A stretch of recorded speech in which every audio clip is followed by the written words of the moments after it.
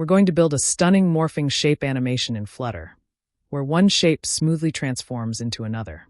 This kind of animation is perfect for splash screens, onboarding UIs, or just making your app stand out.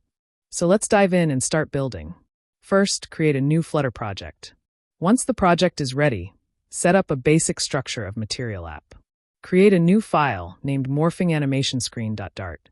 Inside this file, first, we define our CustomPainter that can interpolate between two shapes.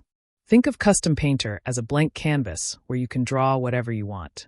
Our morphing painter is responsible for drawing the intermediate shapes as the animation progresses. It takes three things when you create it. Shape 1, which is a list of offset points defining the first shape. Shape 2, another list of offset points for the second shape. And T, which is a value between 0.0 and 1.0 for interpolation. This T value is crucial. It tells the painter how far along the morphing process we are. When T is 0.0, we see the first shape completely. When T is 1.0, we see the second shape fully. And for any value in between, we see a shape that's a blend of the two. Inside the paint method, which is where the actual drawing happens, we first create a paint object. This helps us define how our shape will look. In this case, it's filled with a deep purple color. Then we create a path. Think of a path as a sequence of connected lines and curves that define the outline of a shape. We iterate through the points of our shapes. For each corresponding pair of points in Shape 1 and Shape 2, they must have the same number of points, by the way. We calculate an intermediate point using the lerp double function. Lerp double stands for linear interpolation for doubles. It essentially finds a point that's a certain percentage, t, between two given numbers. So, for each x and y coordinate of the points in Shape 1 and Shape 2, we find the x and y coordinate of the in-between shape based on the t value. If it's the very first point, we use path.moveTo to set the starting point of our shape.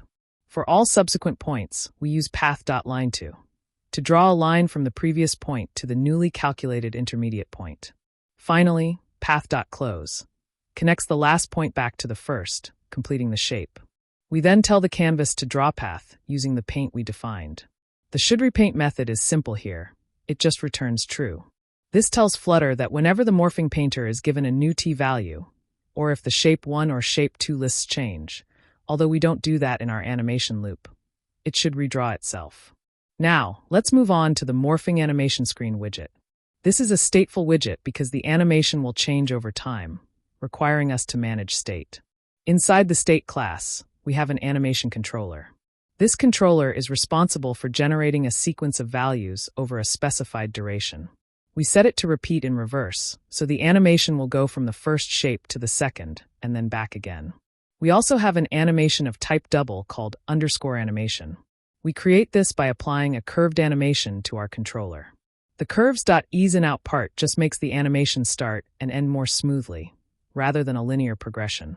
Then we have two lists, Shape 1 and Shape 2, to hold the offset points of our initial and final shapes. In the initState method, which is called only once when the widget is created, we call generateShapes to populate our Shape 1 and Shape 2 lists. We then create an AnimationController. Think of this as the engine that drives our animation. We tell it how long the entire animation cycle should last. In this case, 3 seconds from start to finish. The VSync. This part is important for performance. It essentially tells the AnimationController to synchronize with the screen's refresh rate, preventing janky or stuttering animations. By passing this, which refers to our Morphing Animation Screen State class, and we've mixed in single ticker provider state mixin, we're telling the AnimationController to use the screen's refresh signals to drive the animation. This ensures a smooth visual experience.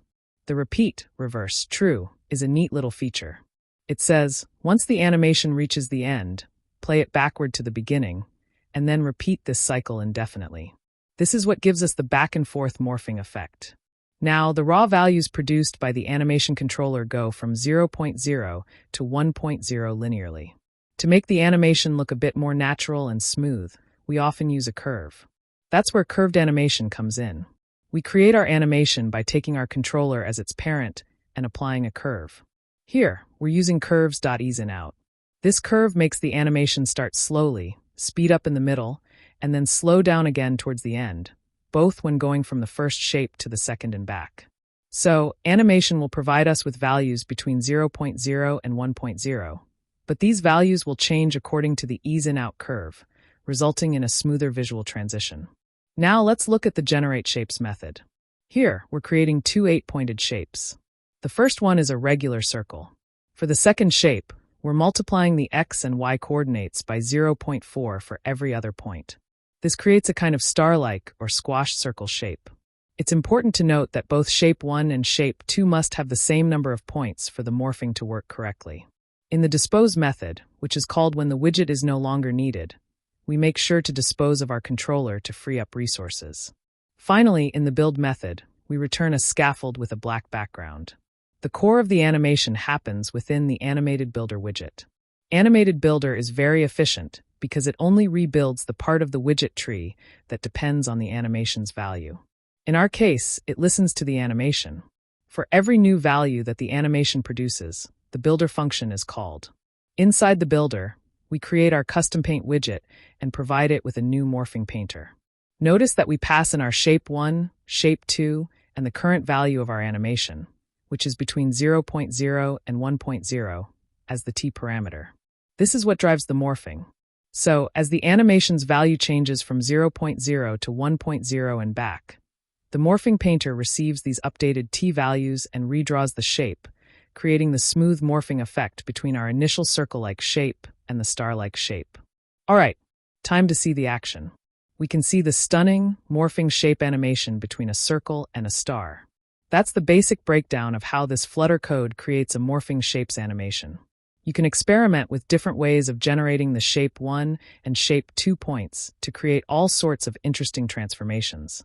Like if I change the y offset of shape 1, it will simultaneously move from one offset to another while updating the shape. If I change the x offset of a star, it will move diagonally as well. Cool, right?